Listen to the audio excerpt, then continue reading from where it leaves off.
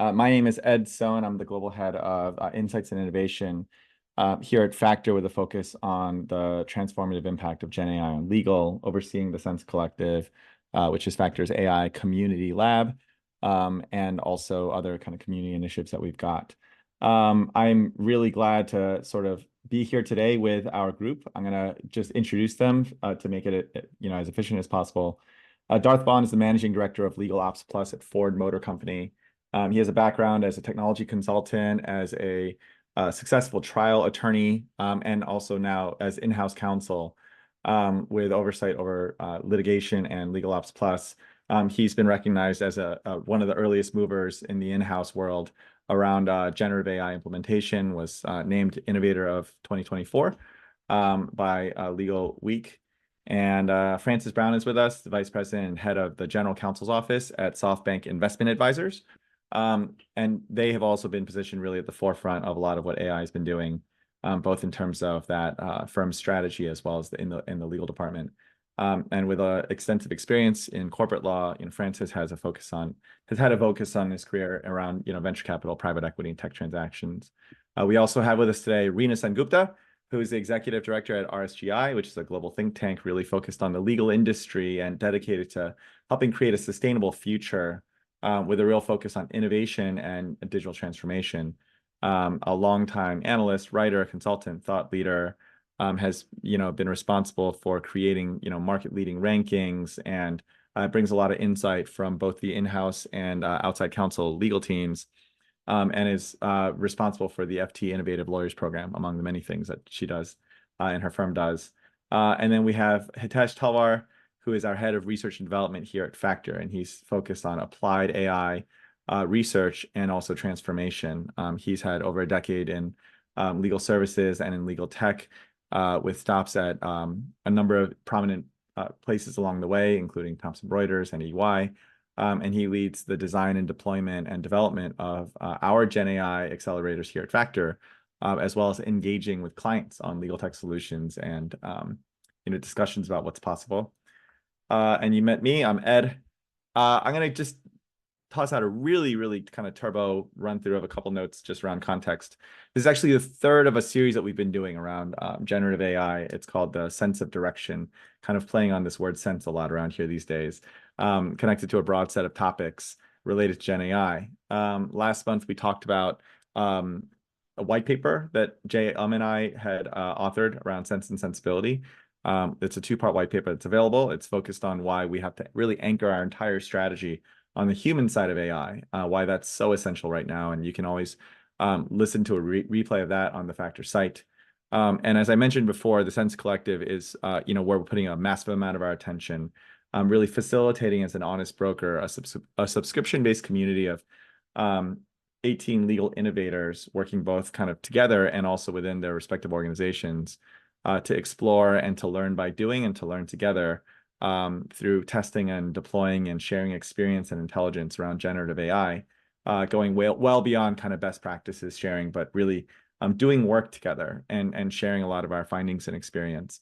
And both Ford and SoftBank are part of the Sense Collective membership, but that's not really what we're here to talk about. But it's just great to kind of continue to work together with these teams.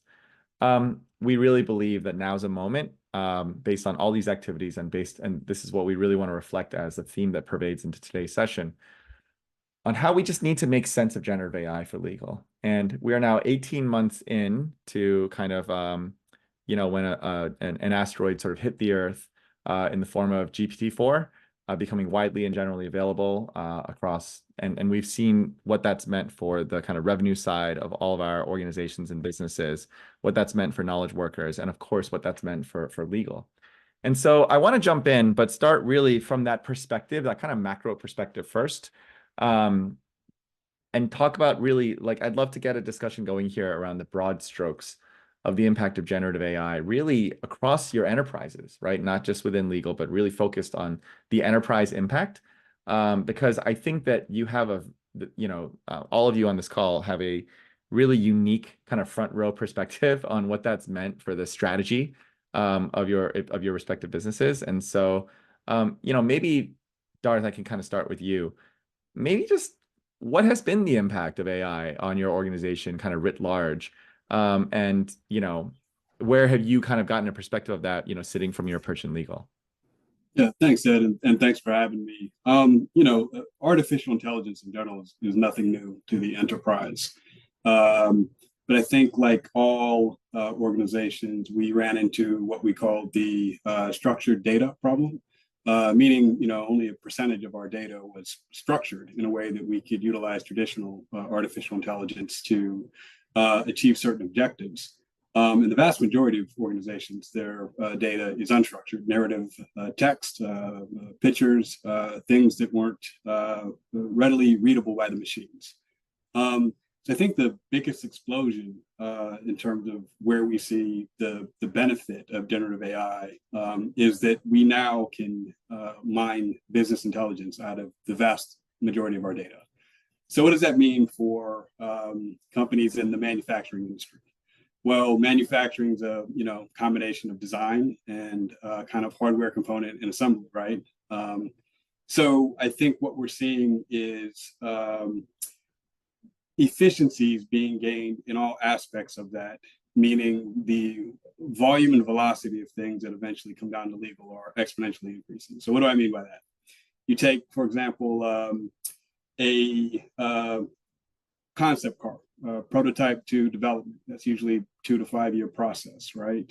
I can easily see a day because of generative AI that is shrunk down to less than a year without sacrificing quality, safety, any of those concerns. Instead of 3 concept cars, you may have 30 because it's easier to develop and iterate on those initial designs. Instead of 5 strategic plans, you may have 25. All of that's eventually going to filter down to legal. So what does that mean for us? It means that we need to have legal professionals that can utilize the same tools to respond in kind. Because if we don't have those and we don't have the skill set to provide legal service delivery to clients, we're going to slow the clients down in ways that are unacceptable. So in general, I think we're going to see process optimization. We're going to see, predictive analytics, and if you're in manufacturing, maybe that is predictive maintenance on your assembly line. Design and prototyping is going to be increased exponentially, and I think it's going to result in at least manufacturing getting products to consumers much faster and with certain customizations that consumers want sooner than later. Thanks. I think your notes on kind of velocity, efficiency, and how that transforms kind of your business they're all really notable. And I've had the pleasure of learning much more about that. I really encourage anyone who wants to just understand kind of like what a wholesale generative AI kind of transformation on business strategy looks like to certainly examine Ford as one of your great examples, because it's just fantastic, as well as the impact kind of society, how many sort of like jobs are supported by every F-150 and like all of that. It's incredible to see how that kind of like has, translated into societal impact and how you have line of sight to that. I don't know, Francis, if you have any thoughts on that as well from kind of SoftBank perspective, and whether you're seeing kind of similar types of trends around what generative AI might do for the business, velocity on things like deals or investments or research or anything along those lines. Yeah, sure. And a lot of what Darth said really resonated with me. I mean, one of the things that we originally looked at was mapping out the data lake we have. We also had the unstructured data issue. To a certain extent, it's still there. But what we wanted to do is basically look at it from the legal team's perspective, given that a lot of what we do in terms of advising on deals, for example, is very much dictated by what the legal team will do in terms of advising on the terms. And so what we wanted to do originally was do things like, let's say, legal analytics, where you can look at investment terms and make your investing decisions at pace slightly quicker, trying to change the way in which you approach negotiations by understanding the sorts of terms you're getting on an international basis. So you don't hold up the term sheet process and you can really start progressing. Those are the sorts of value adds we realized that AI could have. And it was also a value add that we were going to be able to give to the wider organization, because it's something that will be able to, from a legal team's perspective, be able to impact on the strategy for the wider team. And the same goes for things like litigation. Analytics are key. Awesome. Yeah, really helpful. Hitesh, maybe you can speak on behalf of kind of Factor. We're also a business, you know, um, not a small kind of managed service business, serving a lot of needs across the industry with a lot of knowledge work and managed teams. What has this meant, from the perspective of generative AI and our approach to kind of what this means for our strategy and like really kind of our relationship with the market and clients? Yeah. So we obviously want to unlock this for our clients. That's been a priority for us for ever since even before GPT-4, frankly. And so we're taking a pretty broad-based approach to this. Starting out with just securing access to frontier models. We've had access to ChatGPT Enterprise for a while. We have access to APIs at an enterprise level from all of the major providers. But just focusing on our people, what we're doing is slightly different, I think, in that pretty early on we realized this isn't a software problem to solve. It isn't an IT problem to solve necessarily. And so what we sort of decided to do was really take a research-led approach. And so, at one level, we've got a community of practice that's experimenting with generative AI, with the frontier models, with things like Copilot. We've got another group called the Catalyst that, my team, the R&D team, engages with just to sort of help us inform UX and, where we need to take the capabilities. And then you have my team, the R&D team, that is really focused on solving the hard problems, the things that require custom development. And our philosophy really is to shoot for the moon. We're not focused on sort of getting something necessarily to work, based on models that exist today. We're trying to build for what's coming. We want to sort of ensure that everything that we put out, we obviously want to make sure it's reliable and does what it needs to, but we want to make sure we have a pathway to sort of benefiting from model advancements. So yeah, it's been pretty transformative. The other thing I'll say is that over time, it's just become easier for us to build, thanks to AI. Programming is not necessarily sort of breaking your head against the wall the way it sometimes can be. It is much, much easier today to build sort of some solutions. And we're benefiting from that. Obviously, we also pay attention to the innovation that's happening in the market. But yeah, it's been a crazy 18 months. Reena, maybe as you speak, to law firms, which are also a professional services business, that this portends things ultimately for the revenue strategy, as well as from the kind of perch of the general counsel that I know you speak to frequently. And again, not even just for their function, not just for the legal team, but really the kind of ways that the generative AI kind of macroeconomic transformations affecting the world's leading companies and businesses and organizations. Like, what are you seeing as being kind of like reported back to you in terms of, massive shifts in business strategy or changes to kind of like the way that they're approaching the market or what their kind of like customers are going for ultimately in the market? What have you started to observe, around the highest level of kind of strategic shifts that are being really advanced by generative AI? Great, thanks for asking me here, Ed. And well, massive strategic shifts. I've never known a moment like this. Been in the industry for 30 years, and both from the law firm and the in-house perspective, this kind of adoption, as we all know, has just never happened. I think what we're seeing, I'll talk it from the law firm side because I think both Darth and Francis have covered in-house, and in-house is going. But the law firms, we cover, particularly through our FT Innovative Lawyers Program, about 300 to 400 unique law firms every single year in depth. Out of those, we would say a third go into what we'd call the advanced bucket and are thinking strategically about their business models. But all of the managing partners we speak to know this is going to impact the business model, know it's going to impact the leverage, the pyramid, know it's going to impact how they train younger lawyers, how they think about value. So from a GC perspective, and I know we do have some law firms on the call as well as some GCs. From the GC perspective, I think, lawyers are beginning to say, okay, we may not be able to charge in the same way. We're not going to necessarily be able to charge on an hourly rate, or the hourly rate will be different. We may need to look at subscription models. You're seeing law firms productize their services really look at, I'm talking about the advanced group, there's about a third of them, but they're looking at client-facing products. So for example, we've got 3 regulatory products that are client-facing from Freshfields, Allen & Overy and Hogan Lovells in the latest iteration of the European Innovative Lawyers Report, which are for clients to be able to look at their regulatory commitments and their compliance issues. It's something that big multinationals have needed. These are, and these are just sort of the tip of the iceberg. You've got other things around term sheets. Francis, you were talking about, deal velocity. You see a lot of the fund management, the PE law firms actually doing things around sort of streamlining the whole sort of fund creation process. So, and I think what's really interesting is that, I suppose maybe Richard Susskind's been saying this for years, but the work that law firms think was bespoke, they are obviously very viscerally learning in the last 18 months just what is bespoke and what isn't. And that's a kind of big surprise to them. But I think the other point I just want to make, everybody is doing it. What is standard, I think, on the law firm side is that they're all using some form of chat GPT. About half of them are using sort of, a legal domain tool like Harvey or Co-Counsel, one of the others.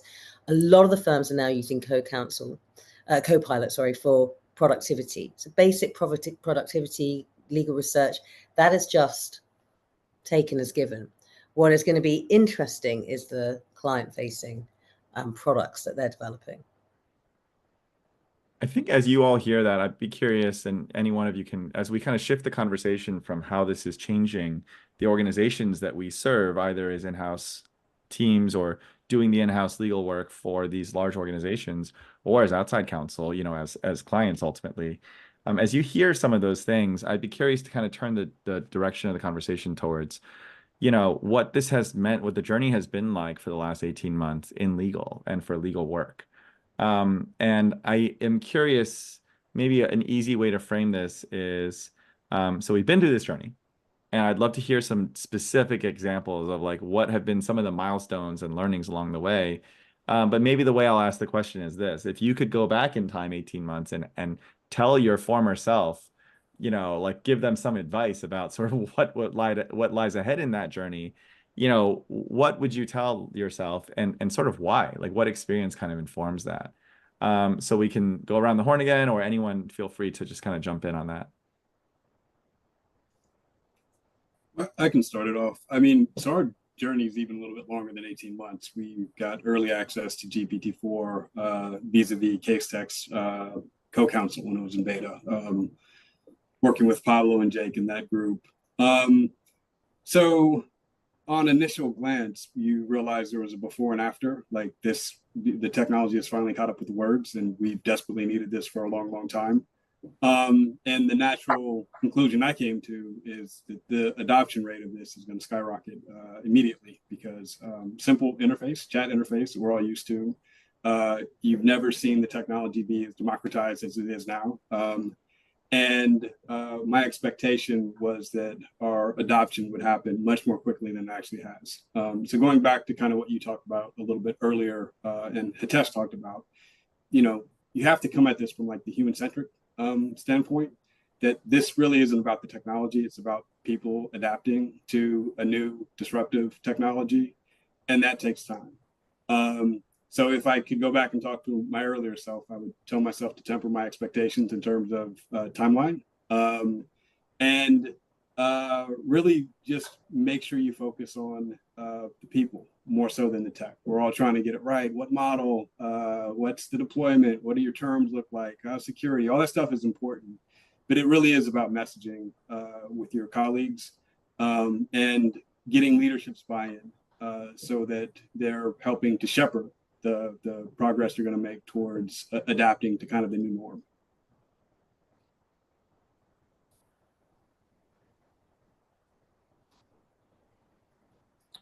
Yeah, maybe I can go ahead, Francis. No, after you, please go. No, I was just gonna say, you kind of know this going in, but getting solutions to production readiness takes a lot of work. It is very easy with generative AI to build a prototype. Incredibly easy. It can be an afternoon worth of work. much harder to get it to be reliable enough where your users are likely to have a positive sort of reaction to it. So that is something that's worth keeping in mind. That is unlikely to change just because of the nature of these capabilities. The other thing is first impressions really matter. So you want to put out something that users can trust. There is a reliability threshold. There's a lot of discourse about hallucination, confabulations. I think that lacks nuance in some ways, but maybe you can get into that later. Uh, but it's worth doing the work to mitigate that. And there are ways to mitigate that. And what users want is transparency and trust. So you want to ensure that you're sort of looking after them. Again, from a people perspective, if you can't trust a tech, you aren't going to want to use it.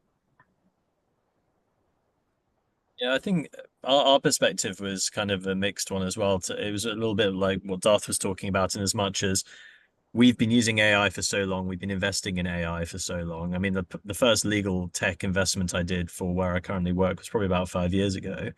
But I think that even though we were looking at all of that ahead of the curve, I would still say that if I went back 18 months, I would probably also say to temper my expectations a little bit around not so much around also what the tech is capable of, but the speed at which institutions can adopt it.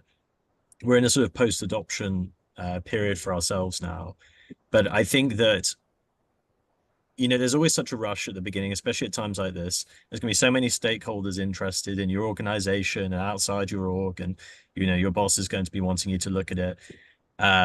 All those kinds of pressures make you want to just suddenly jump on any form of tool that you can use to solve any form of workflow issue. But actually, you just want to slow down and you want to think about it, and you want to start from the bottom up. You want to think about AI like you would any other tool. They're just appearing in the market a lot quicker. You want to think about what your workflow inefficiencies are that you actually want to solve, rather than bringing in some omnivorous large AI product which provides an end-to-end solution that you might not particularly need. So it's about being prudent and strategic. And I think that would be the biggest takeaway in terms of if I was going to go back and start again, because it will help temper your understanding as well around how you're going to have those discussions with stakeholders around taking tools that you can use across the entire organization, rather than messing up your tech stack by putting things in there for very bespoke uses, things like that. I think I'd echo what Francis just said. A lot of the a lot of the law firms and GCs that are in our advanced bucket, one of the things that they're doing is taking quite a measured approach to where they put their eggs, because it's expensive. So I like the words of one CIO said, "I like to tend my model garden." It's got lots of different models that they're using for lots of different types of work, and where they actually put their major investment, they're still working out. Obviously, you'll use Anthropic for complex documents, Harvey for sort of legal research, Contract Pod AI for redlining. They all have different strengths in the legal domain. And then you've got also what we were talking about in our roundtable this morning with these law firm strategists was, Microsoft for legal for Microsoft. Is everybody going to become a sort of basically a Microsoft house, and you just use all the Microsoft products, and you won't need the domain specific? So there are still those major discussions going on, and it hasn't landed yet. So it might be a little bit too early to have the retrospective question. That's probably one for maybe 18 months time. Who knows? Yeah, I was going to ask Francis, similar to you all, we had invested in AI well before generative AI came. What I did not appreciate was the healthy level of skepticism that all the legal professionals had due to their past experience with artificial intelligence. And I'm wondering if you all kind of had the same feeling when generative AI arrived collectively in your organization. There's probably a two-part answer to that. The first would be, I think I had, to a certain extent, a healthy level of skepticism, maybe not that healthy, but based around the fact that a lot of the time the training wasn't very strong when these tools first started coming into my life. So when I was working on deals in private practice, we'd occasionally use great tools, but you wouldn't necessarily have the opportunity to understand how to use them properly. Certainly not at 2 o'clock in the morning when you really needed it to work. And I think that's a really big part of this, is making sure that you can give that good training and hire in the right people who understand what to do what to do with these tools. Which is why I think, Reena, one thing that was interesting was something you touched on about is how you were saying that these law firms you've been speaking to are going to start to train their juniors in a different way. And we found that when we talked to some of our panel firms, that they're looking at hiring trainees on the basis of the understanding that they're at least familiar with using AI. I just wanted to see if that's the sorts of discussions you're having and hearing. Yeah, absolutely. There are several law firms who said, right, they're going to recruit STEM graduates into their training programs. There are law firms that have already trimmed down their training programs. And then you've got other law firms that, I mean, this was the direction of travel anyway for quite a while, particularly in the UK and Europe, less so than the US. But you've got firms that are saying, let's have a dual track to partnership. So you have your traditional sort of technical legal track, and then you have your kind of more like business services. But now that's being developed out to say, actually, let's have our AI sort of delivery knowledge expert that has a different track in. I mean, a lot of it's experimentation. One of the big takeaways I've taken from all the discussions we've been having is the fact that the educational institutions are not keeping up, and that there will be this kind of training gap between what's coming out of universities and higher education and what is actually needed and required by the firms and in-house legal teams. It's a really interesting issue. I think a lot of the research that we've got indicates that, you know, at least in these early days, like a pipeline of sort of AI activated lawyers and legal professionals like does not yet exist in the market. It's not something that you can, you know, getting STEM graduates or getting someone who may have attended the right course in coming out of, you know, their legal training and education is like not any kind of, you know, it's not readily available as a resource in the market. There's lots of cool research that says that like people with that kind of training get paid more somehow. But like, I think the question really is for legal teams, and this is always the word around transformation, you know, how do you make those investments? We heard about how it's hard. We heard about kind of like what's happening with outside counsel and like maybe starting to change, you know, like from the source, like a little bit of discerning, you know, changes in the calculus in terms of what's recruited in the talent. And then we've heard just generally, you know, Darth, I think you've said this several times already in the last 30 minutes, and I've heard you say it many, many times before, like focusing on the human as the thing that really unlocks the value. And so like that's skilling, that's applying it to the work, that's having the right kind of open mindset. That's a lot of those things. You know, how do you solve that? Like what are the most kind of like practical examples of really not just kind of theories of like, well, this is probably what will work, but where you're like, we've tried some things and here's what works. Like this is what activates people. And maybe this is what doesn't, you know? Do you guys have any sort of specific stories or any kind of practical advice along those lines? Yeah, I think for me, I made the assumption that just the gain in productivity and the ease of use would spur adoption. I believe anytime you're radically asking people to change how they work, you have to have buy-in from leadership and a direction from leadership that mandates it to some extent. I used to think if you build beautiful, elegant solutions, though, people will naturally migrate to them. But the truth is that a lot of people don't like change. Most people don't like change. And we're all so incredibly busy that we don't feel like we have the time to put aside to learn how to adapt. So you have to be very intentional about that. You have to create white space on people's calendars where they can actually sit down and spend the time to get their hands dirty with the tools. And then work with them on particular use cases on how this is going to make their life easier. I mean, ultimately, I do believe this is going to elevate the practice of law to our highest and best use. It's going to get rid of some of the necessary but low value repetitive tasks that we've traditionally done. And the value proposition is going to change. But in order to spur that adoption, I think you really need buy-in and direction from leadership. But you have to do it in a way that doesn't freak your team out, that you're creating positive disruption without being dysfunctional. So just a couple of things. I think on the change management piece at this roundtable this morning, it was under Chatham House. Somebody was one of the law firms brought up how they were using AI to help them in their change management and completely accelerating change they were doing with their change management things. But one of the things I was just going to say to your early question, Ed, is that there are two anecdotes I'd share with you, one from in-house and one from private practice, which is, you know, how do you harness that talent and the human kind of contribution? And we're hearing stories that we just hadn't really heard before, and in lots and lots of them. So these are two examples. One was Deckard, and they're sort of AI engineering team. They've got about six people dedicated to it. They've completely democratized what they've done. They've let all of their fee earners experiment with the tech and let the use cases just kind of seep up to the fore. And they've actually got hundreds of ideas that they've explored and said, right, is this a use case? Can we use that one? No, okay. And they've got that whole fail fast capability, which if you think about it within that law firm, it's really extraordinary. And I was talking to one of the managing partners about the legal engineering team, and and she was using terms like there are hidden weapons. And for a law firm to be using that kind of terminology about their, hate the term, but they're non-lawyers, is like, they're seeing them, giving them the competitive advantage that they need. That's a big mindset shift in terms of the attitude to talent.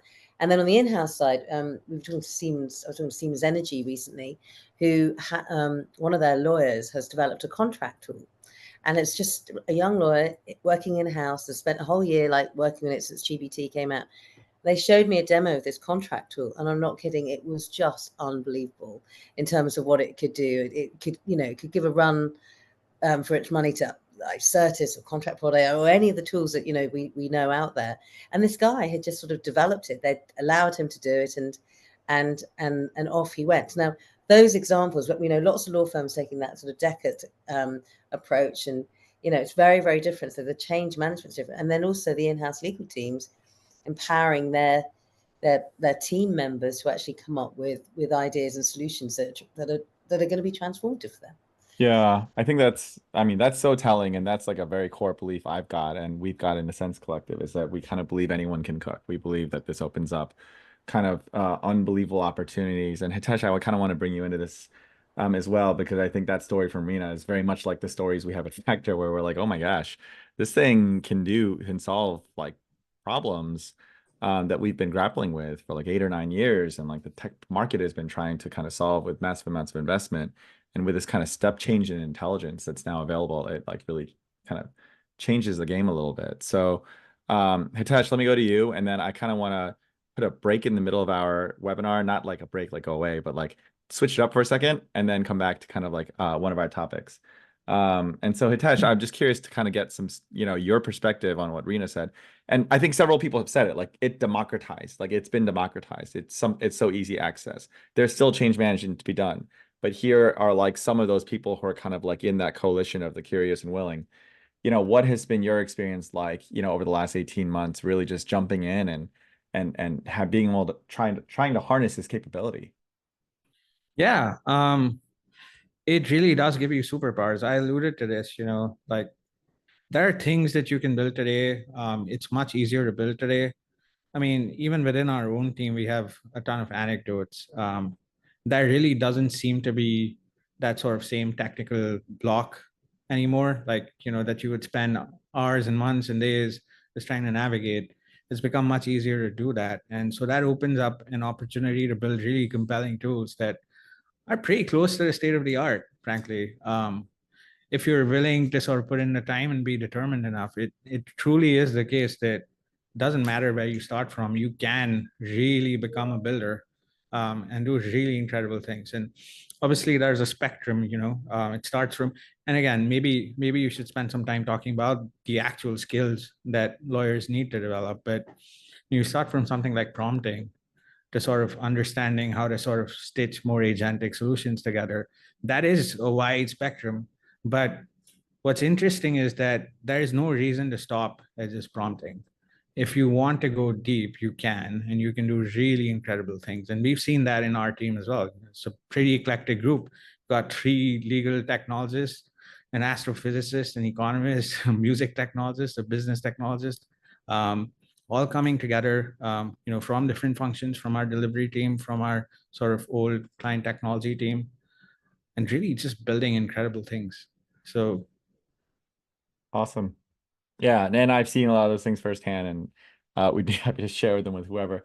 I'm going to switch the format to this is now catching all of our panelists by surprise, but it's not a surprise on any of the topics. I want to kind of interrupt, take a page out of Adam Grant's book, and interrupt our programming into a lightning round really quick. And I'm going to give you guys two options. You can kind of just gut instinct, choose one or the other.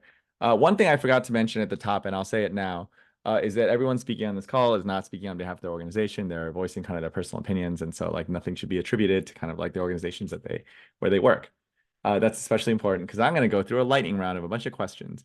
And I just love you guys to just go around and pick one. And if I come back to you, we can get into reasoning, but just like give me your hottest take. Okay. In the near future, because of generative AI, for legal teams, will there be more of a shift towards building or more of a shift towards buying? Francis, you first. Sorry? Building. Building. Darth. Foreseeable future, building. Beyond that, probably buying. Reena. Building. Hitesh. Building. Love it. Let's go to the next one. Generative AI will outperform legal judgment in many, if not most tasks in 1 year, 3 years, 5 years, or not foreseeably. Again, most, right? Not all, but most tasks. This is not the low-level mundane stuff. This is actually, most legal tasks. Generative AI's kind of intelligence will outperform human legal judgment in most tasks in 1 year, 3 years, 5 years, or not at all foreseeably.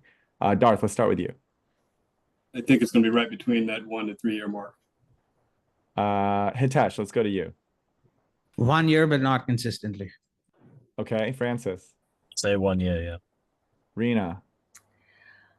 Oh, this is really interesting. I'm going to go for 5 years. All right. But we're talking about top level legal work. Talking about legal judgment on most legal tasks. Yeah. If you mean like some of the senior stuff, then I think that's going to take a little bit longer. So yeah, I'm going 5 years. Awesome. Here's another popular one I like to toss around. Foreseeably, do you think that general frontier models, right, from OpenAI, from Claude, from Google Gemini, from Mistral, I'm missing lots of others, right? Meta. Do you think that they will be better, or do you think a specifically trained legal foundational model will be better over the next few years, right? So this is kind of the general versus specific debate. Do you think that a general, like the new GPT-7, 8, 9, whatever, right? Or Gemini 4 Pro or whatever it is, will be better at legal work, right? As applied to legal work, or that there will be a specifically trained legal foundational model that will be better for legal work. Hitesh, let's start with you. General, but there will be foundational models that have their utility, domain specific ones. Francis. Probably general. Sorry? Probably general. Probably general. Got it. Reena. I'm leaning more towards Hitesh. I think there will be some specific foundational models, but the general, a lot of people will be using the general models only. Darth. General. So interesting. I want to go back and revisit some of these and like flesh out more of these ideas, but this will be maybe kind of like our last one on the lightning round, and then let's talk about the future and kind of what you portend, because that's where these questions are all oriented, right? There's an opportunity with generative AI to affect mental health in our industry, right? Among sort of legal professionals, lawyers, outside counsel, in-house at different places. Do you think that this opportunity and its impact on mental health will improve mental health, that generative AI will improve mental health across the industry generally, keep it the same, or somehow make it worse? So, Reena, let's start with you. Improve. Darth. I think it could improve, but it's more of a cultural problem and not a technology problem. Interesting. Hitesh. I think broadly improve, but it'll introduce other problems. Francis. The same as there. I'm in the middle for this one. I think it will improve in some ways, but then, if you're the one who's behind the curve on it, or your workload's struggling because you're using the tools, I think you could have adverse outcomes. Thank you for being on this hot seat legal lightning round. I know I sprung it on everybody. let's take a second and step back. And I just gave it out there to kind of push everyone's brain in different directions. And by the way, for all those who are in attendance, if you have questions, feel free to submit them in the question and answer. We'd be happy to kind of field them as they come through. But we're going to now turn our attention not to the last 18 months, but sort of like the next 18 months and into the future. We know that the foundational models, that generative AI continues to get smarter and smarter. We know that the level of genius and the vastness of the intelligence is not reaching a plateau. We know that what makes it smarter, which is massively, more like sort of curated collections of high quality data that's going into the training of these core models and a massive amount of compute that's being brought to bear against them.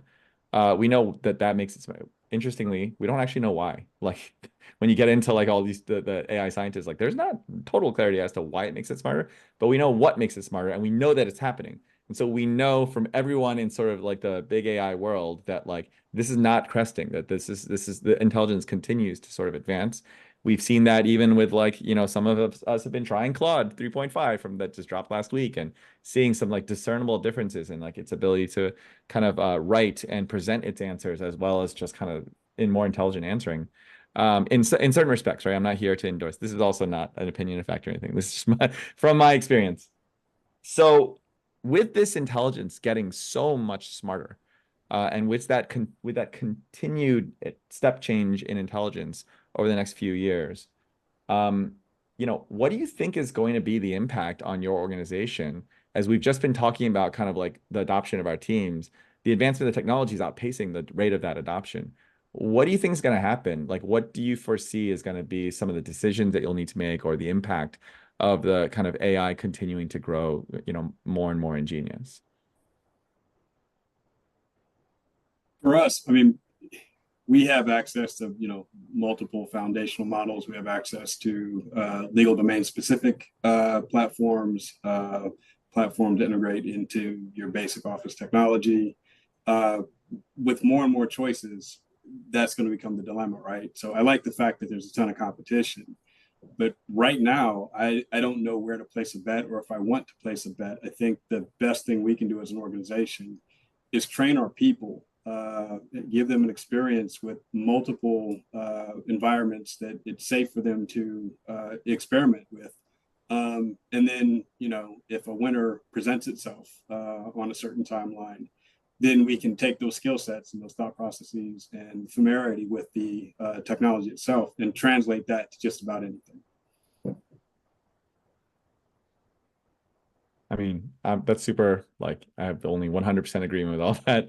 But yeah, Francis or Reena or Hitesh, love to kind of get your take on the impact of advancing genius on kind of your short-term, change and transformation.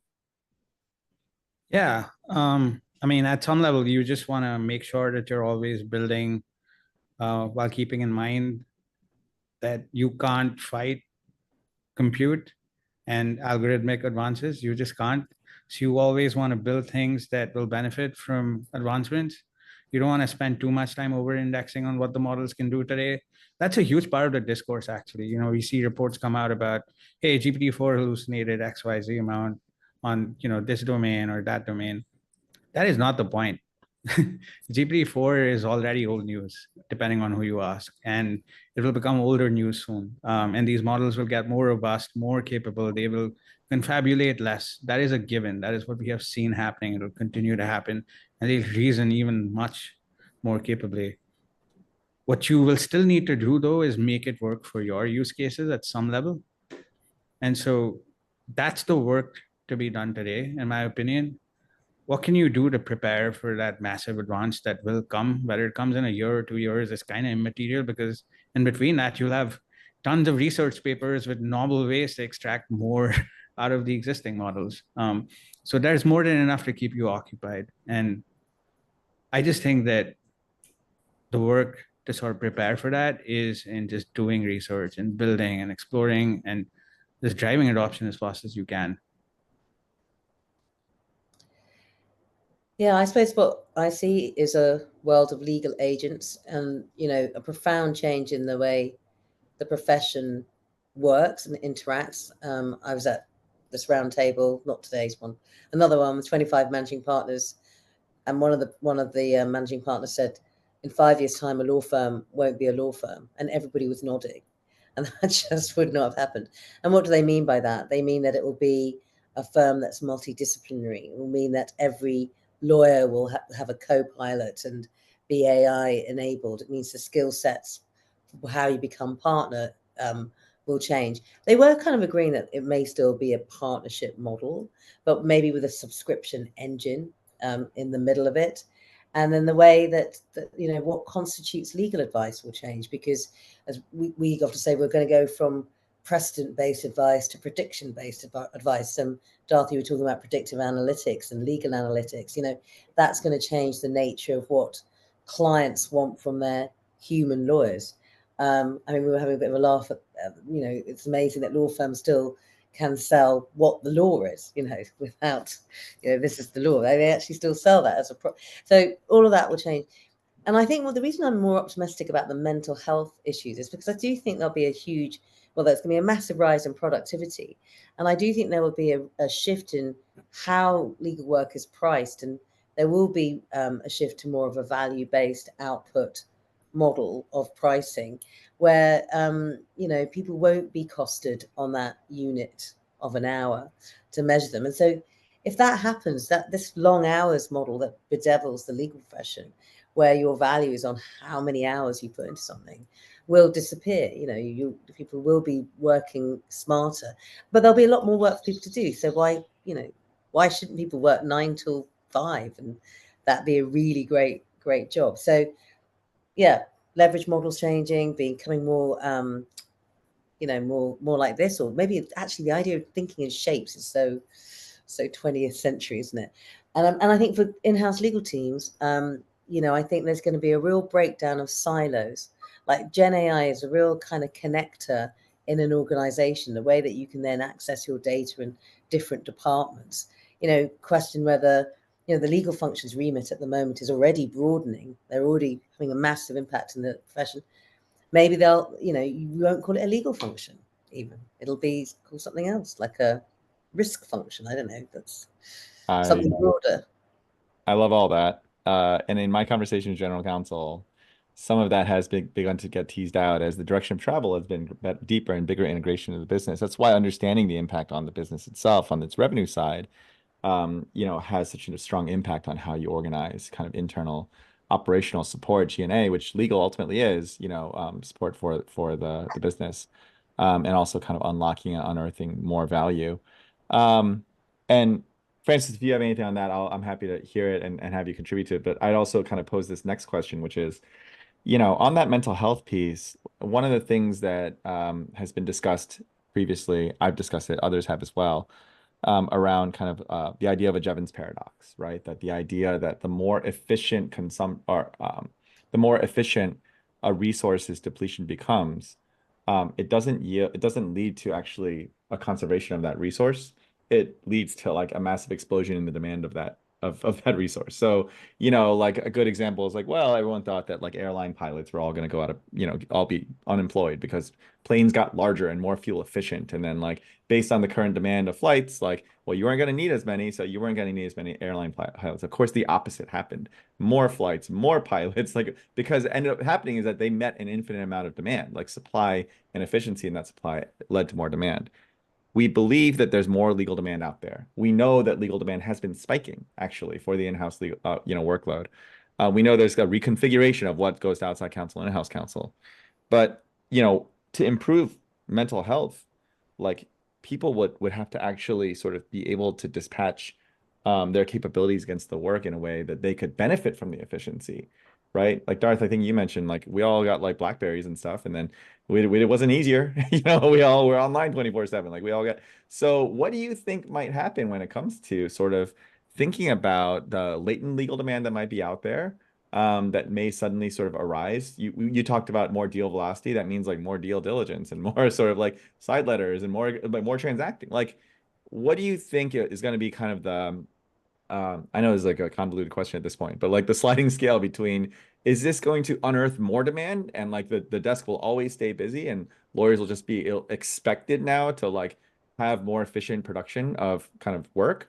with generative AI, or do you think there's a chance that actually we can kind of like draw a line around, you know, the amount of legal work that's being done and take advantage of that efficiency? I think the job becomes more interesting, I think is one thing about it. I mean, you know, there's definitely one thing I thought was really interesting about Reena, what Reena was saying there is, you know, different teams outside of legal are going to be able to have an enhanced ability to access legal information, which comes with its pros and cons, and then also access to institutional legal documentation. And that's quite good in a way, because one of the great things about that is, you know, it will take away a lot of the more manual process pulls. So if someone wants to know about what a particular provision in the contract means, it's not going to require a manual pull of that provision.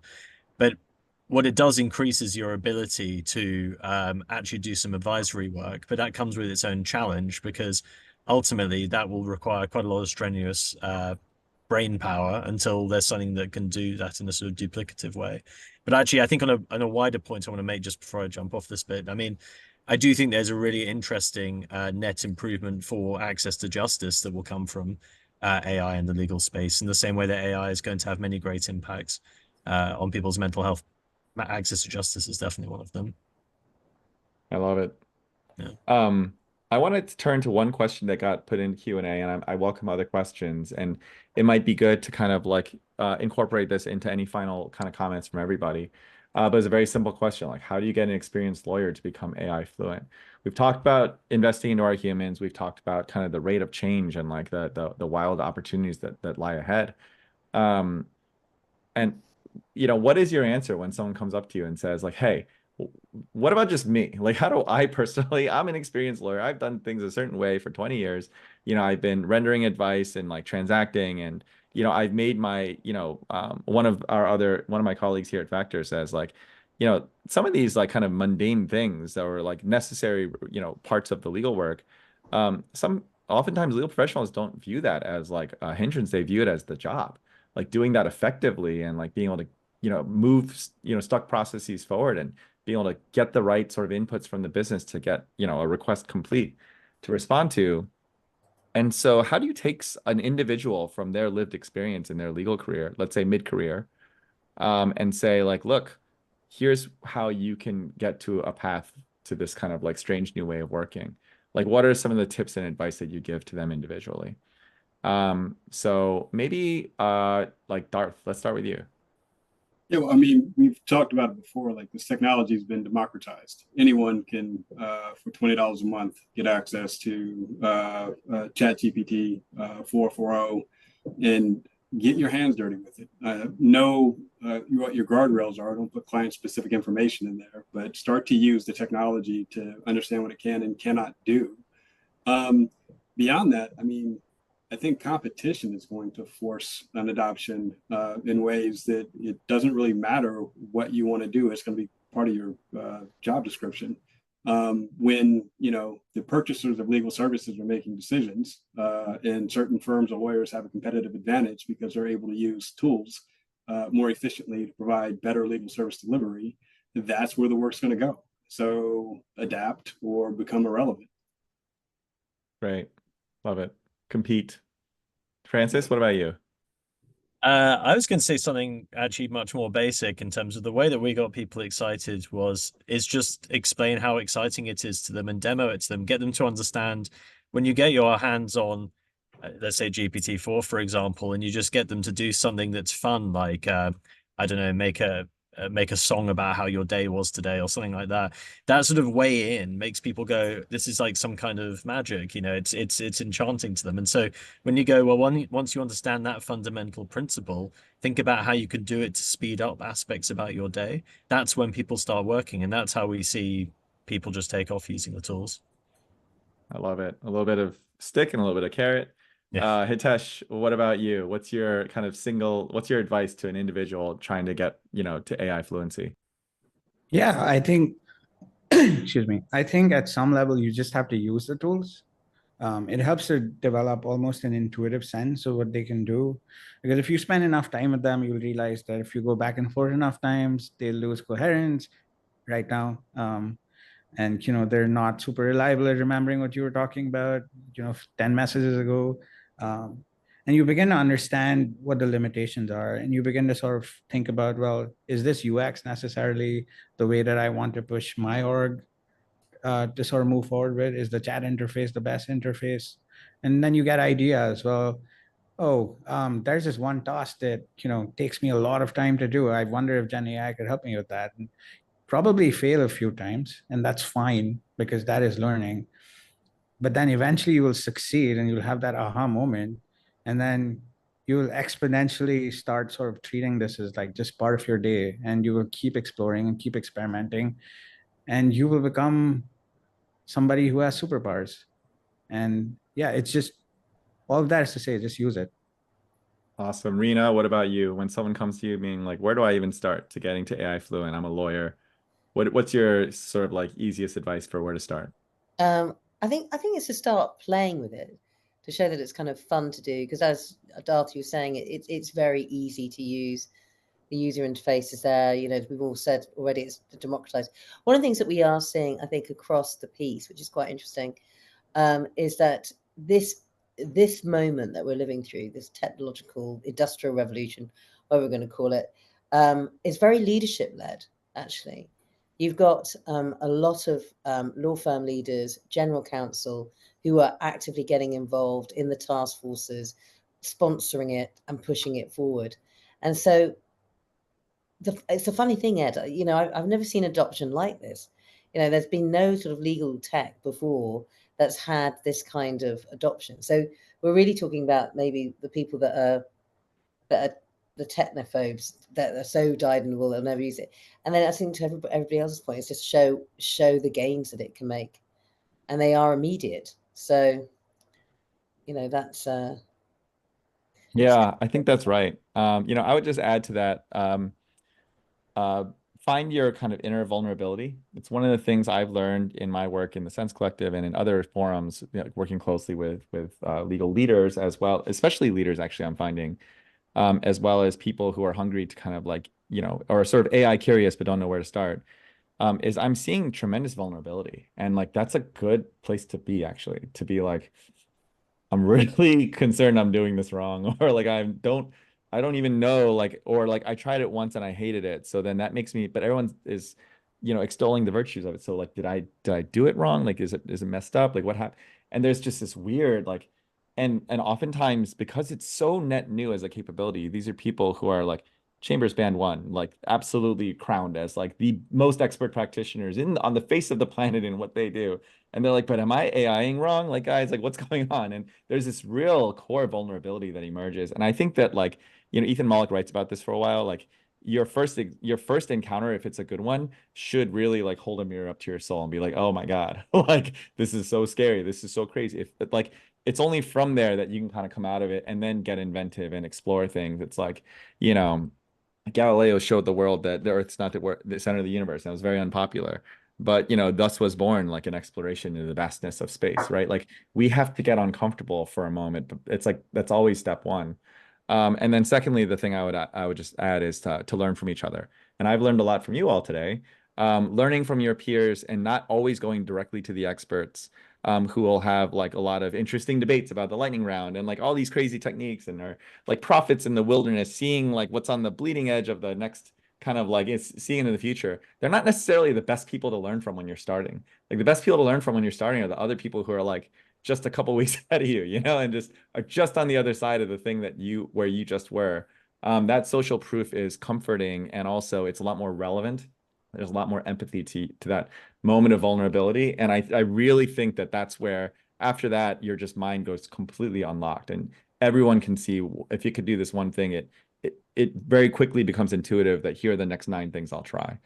I want to thank you all for joining. I'm so grateful for our conversation. We live in thrilling times, and so like sharing it with you all and with those who attended, I really appreciate it. We will do our next session in this series.